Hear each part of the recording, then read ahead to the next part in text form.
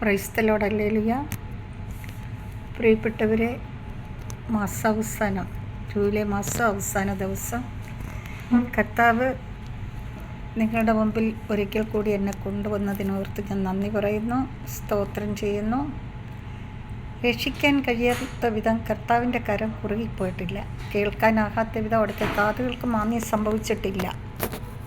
അതേ പ്രിയപ്പെട്ടവരെ, നമ്മുടെ കർത്താവ് എല്ലാം കേൾക്കുകയും കാണുകയും മനസ്സിലാക്കുകയും അതോടൊപ്പം നമുക്ക് എന്താവശ്യമുണ്ടോ അതൊക്കെയും തക്ക സമയത്ത് നൽകുകയും ചെയ്യുന്ന നമ്മുടെ സ്വർഗീയ പിതാവ്.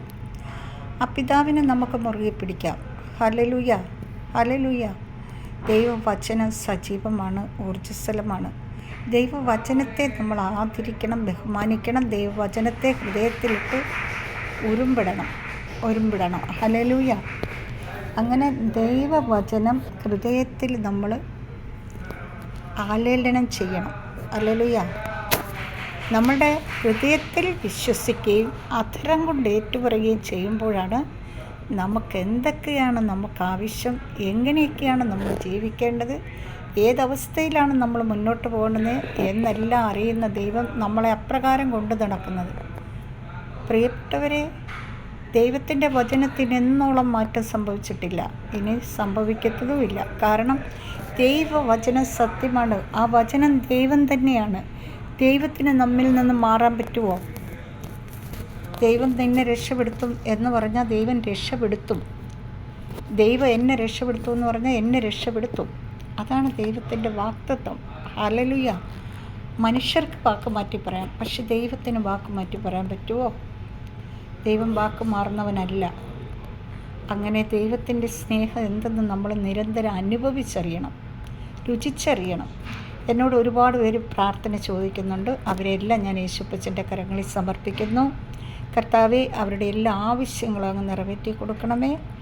അപ്പാ പിതാവേ, ഭവനമില്ലാത്ത മക്കൾ, ജോലിയില്ലാത്ത മക്കൾ, കർത്താവേ, രോഗാവസ്ഥയിലായിരിക്കുന്ന മക്കൾ, പിതാവേ, വിദ്യാഭ്യാസത്തിന് കടന്നു പോകുന്ന എല്ലാവരെയും കർത്താവ് അനുഗ്രഹിക്കണമേ, വിശദീകരിക്കണമേ. കർത്താവെ, അങ്ങയുടെ കൃപയിൽ പൊതിയണമേ അപ്പച്ച.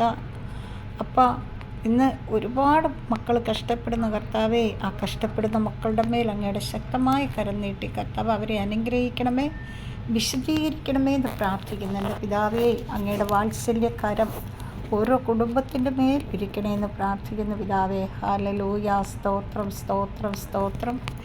ദൈവമേ, നന്ദിയോട് സ്തുതിക്കുന്നു, വാഴ്ത്തുന്നു. പിതാവേ, നന്ദിയോട് സ്തുതിക്കുന്നു, വാഴ്ത്തുന്ന അപ്പച്ച. ഹല്ലേലൂയ. ദൈവമേ, നല്ല ദൈവമേ, സ്വർഗീയ പിതാവേ, ഞാൻ അങ്ങേ സ്തുതിക്കുന്നു. അങ്ങനെക്ക് ദാനമായി തന്ന എൻ്റെ എല്ലാ സഹോദരങ്ങളെയും, സഹോദരന്മാരെയും മക്കളെയും അവരുടെ മക്കളെയും കുഞ്ഞുമക്കളെയും എല്ലാവരെയും കർത്താവേ ഞാൻ അങ്ങയുടെ കരങ്ങളിൽ സമർപ്പിക്കുന്ന കർത്താവേ, എൻ്റെ എല്ലാ സഹോദരങ്ങളെയും അങ്ങ് ശുദ്ധീകരിക്കണമേ, വിശദീകരിക്കണമേ. അങ്ങയുടെ ഉള്ളം കയ്യിൽ അവരെ കാത്തു പരിപാലിക്കണമേ എന്ന് പ്രാർത്ഥിക്കുന്നു. അതോടൊപ്പം കർത്താവേ, എൻ്റെ എല്ലാ പ്രിയപ്പെട്ടവരെയും സ്നേഹിതരെയും ബന്ധുക്കളെയും എൻ്റെ എല്ലാവരെയും സമർപ്പിക്കുന്നു. അതോടൊപ്പം എൻ്റെ ഭർത്താവിനെയും മക്കളെയും മരുമക്കളെയും കുഞ്ഞുമക്കളെയും എല്ലാവരെയും സമർപ്പിച്ച് പ്രാർത്ഥിക്കുന്നു. എല്ലാവരെയും അനുഗ്രഹിക്കണേ കർത്താവേ. എന്നെ എൻ്റെ കുടുംബത്തെ അനുഗ്രഹിക്കണേ കർത്താവേ. അങ്ങയുടെ കൃപയിൽ നിറയ്ക്കണമേ കർത്താവേ. ഞങ്ങളെ പൊതിഞ്ഞു കൊണ്ടു കിടക്കുന്ന അങ്ങയുടെ വാത്സല്യത്തെ ഓർത്ത് നന്ദിയോട് സ്തോത്രം. പിതാവായ ദൈവത്തിൻ്റെ സ്നേഹവും പുത്രനായ ദൈവത്തിൻ്റെ കരുണയും പരിശുദ്ധാത്മാവിൻ്റെ അഭിഷേകവും കൊണ്ട് എൻ്റെ എല്ലാ പ്രിയപ്പെട്ടവരെയും അനുഗ്രഹിക്കട്ടെ കർത്താവേ.